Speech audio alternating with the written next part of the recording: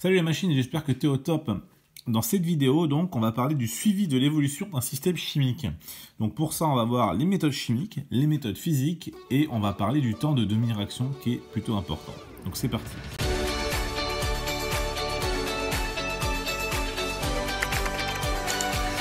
Alors, pour suivre comment un système chimique va évoluer, c'est-à-dire comment il va, à quelle vitesse il va réagir et surtout à quel moment on est dans la réaction au niveau de l'avancement, on a plusieurs méthodes. On a d'abord les méthodes chimiques. Alors les méthodes chimiques, c'est à faire en lien avec tout ce qu'on parle de dosage.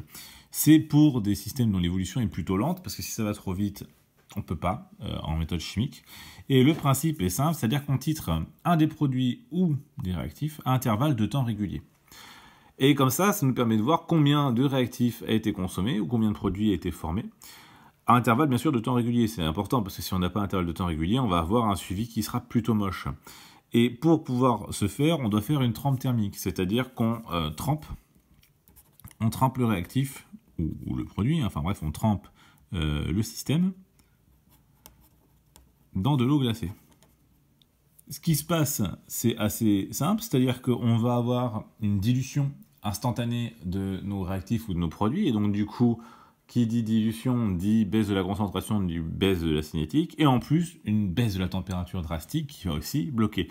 Donc ça, pour ça, il faut se souvenir des facteurs cinétiques qui sont la concentration et la température, que ici on optimise à l'inverse, dans le sens où on va les faire chuter dans un cas comme dans l'autre pour pouvoir bloquer la réaction. Normalement, la réaction, à ce stade-là, une fois qu'on a fait la trempe thermique, elle est stoppée.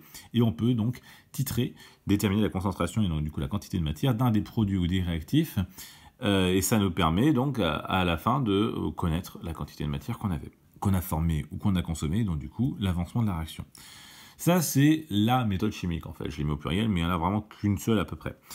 Les méthodes physiques, c'est une autre histoire. Alors, les méthodes physiques, il y en a plusieurs, elles sont au nombre de 3, et chacune va se découper en 2 parties. Donc, on a d'abord la spectrophotométrie. Qu'est-ce qu'on mesure avec la spectrophotométrie? On mesure l'absorbance.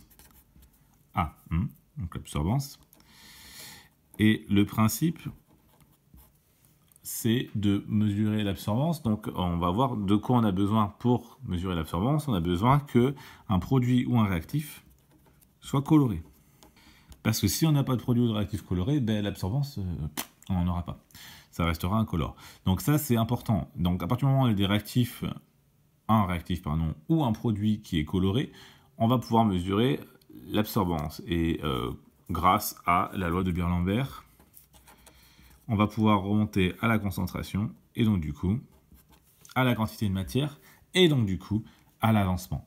C'est aussi simple que ça. Donc on va pouvoir savoir à quel stade de la réaction on est par rapport à Xmax, en mesurant la concentration, et ça c'est quasiment instantané, c'est-à-dire qu'on peut avoir l'absorbance en fonction du temps. Ça peut se faire sur certains logiciels, où ça nous le fait en temps réel. On peut le faire aussi en relevant régulièrement l'absorbance à des intervalles de temps réguliers. On a une autre méthode, ça va être la conductimétrie. La conductimétrie, ce qu'on mesure ici, c'est la conductivité de la solution. Et donc du coup, la condition, elle est assez évidente. Il faut qu'on ait des ions. Si on n'a pas d'ions, on ne va pas mesurer une grande conductivité. Alors les ions peuvent être les réactifs, ou peuvent être les produits, peuvent être aussi les deux. Et à partir du moment où on va mesurer la conductimétrie, on va pouvoir déterminer la quantité de matière de certains ions présents dans la solution et remonter donc à l'avancement. Et la dernière technique, qui est un peu moins utilisée, mais qui a été utilisée par exemple sur un sujet de CE, c'est la manométrie. La manométrie, on mesure ici la pression. Et donc du coup, la condition, c'est que le produit ou le réactif, bien sûr, pareil, produit ou réactif, soit un gaz.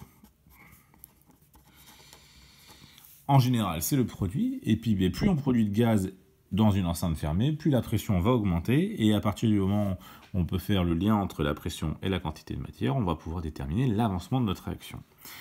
Et maintenant, qu'est-ce qu'on voit dans l'avancement d'une réaction? Il y a une grandeur qui est importante de connaître, c'est le temps de demi-réaction. Avant d'introduire le temps de demi-réaction, il va falloir qu'on détermine ce que c'est que la durée de la réaction. La durée de la réaction, c'est le temps nécessaire pour aller à Xmax, pour aller à l'avancement maximal. Et une fois qu'on a atteint cet avancement maximal, on peut dire qu'on est au temps final, donc t est égal à tf pour x est égal à x max. Ça, c'est assez simple. Envisager, il suffit juste, en général, qu'on ait un réactif qui soit totalement consommé. Si c'est coloré, c'est facile à voir. Si c'est dans un état différent que l'autre réactif, c'est aussi assez facile à voir. Ce qu'on va voir, nous, ce qui nous intéresse, c'est le temps de demi-réaction. Avec le temps de demi-réaction, par définition, ben, c'est le temps au bout duquel l'avancement est à la moitié. Donc, c'est le temps où l'avancement est à moitié. C'est-à-dire que on a fait la moitié des produits, ou on a consommé la moitié des réactifs. Donc pour t égale à t1,5, on a x qui est égal à x max sur 2. Et c'est pas forcément à 2t qu'on va avoir le temps final. Donc comment on peut le trouver? En fait, on va tracer une courbe qui nous donne la quantité de matière en fonction du temps. Et à partir de cette courbe, on connaît la quantité de matière initiale. Alors ici, par exemple, ça c'est visiblement et assez logiquement la consommation d'un réactif, hein, puisqu'on a de moins en moins du réactif au fur et à mesure du temps. On a N0, donc on sait combien on a de réactifs au départ, et on va pouvoir déterminer quand est-ce qu'on est à N0 sur 2. On va sur la courbe et on descend. Voilà, et ici c'est notre fameux T1,5. Et on voit bien que T1,5, il n'est pas à la moitié de TF. On peut avoir des courbes dans l'autre sens. Alors rapidement, ça donne ça. Donc ici on a toujours T, ici on a la quantité de matière. Et si c'est ce coup-ci par exemple un produit qui va se former, eh bien on peut avoir une courbe qui va avoir cette allure-là. On sait que ici, bon voilà, hein, on est à X max. Donc ici on est à TF. Et on va regarder T1,5 de la même manière, c'est-à-dire qu'on prend X max sur 2. Et à X max sur 2, eh bien on voit ici que notre T1,5, il est ici. Et on remarque encore une fois que T1,5, c'est pas la moitié de TF, clairement. Et puis en fait, ça l'est quasiment jamais.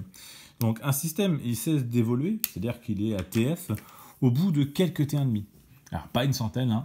En général, ça tourne entre 3 et, dans le pire des cas, 10 T1,5 pour finir vraiment une réaction. Il y a d'autres réactions chimiques qui sont des réactions nucléaires, qui ne sont plus au programme, où on voyait que ça descendait de façon exponentielle et on avait aussi ce qu'on appelait le temps de demi-vie, la durée de demi-vie. Et cette durée de demi-vie, c'était la durée au bout duquel la moitié des noyaux était consommée. Et on remarquait assez facilement mathématiquement qu'à 5 demi-vies, on était à peu près au final. Mais parce que on était sur une fonction exponentielle. Là, ici, on n'est pas sur de l'exponentielle, pas forcément. Et donc, du coup, on a des T1,5 qui sont assez variables. Là, on voit ici, par exemple, dans le premier exemple, que le T1,5, il est à peu près à 3,5, 4 fois. Il faut en faire 3,5 ou 4 pour aller jusqu'à TF, alors qu'ici, il en faudrait bien 6, 7. Donc voilà, pour ce qui est du suivi de l'évolution d'un système chimique.